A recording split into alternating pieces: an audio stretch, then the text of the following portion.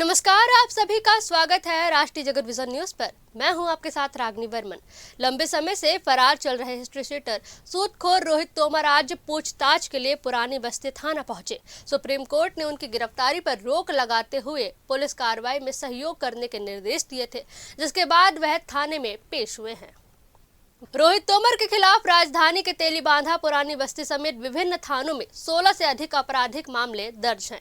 इनमें चाकूबाजी, मारपीट, हत्या का प्रयास, धमकी, धोखाधड़ी और ब्लैकमेलिंग जैसे गंभीर आरोप शामिल हैं। वहीं उनके बड़े भाई रूबी उर्फ वीरेंद्र तोमर को बीते साल 8 नवंबर को ग्वालियर से गिरफ्तार किया गया था, जिसके बाद उसे रायपुर लाया गया था और वीरेंद्र सिंह तोमर का पुलिस ने जुलूस भी निकाला था। अब तक रायपुर पुलिस रोहित तोमर को गिरफ्तार करने में नाकाम रही थी।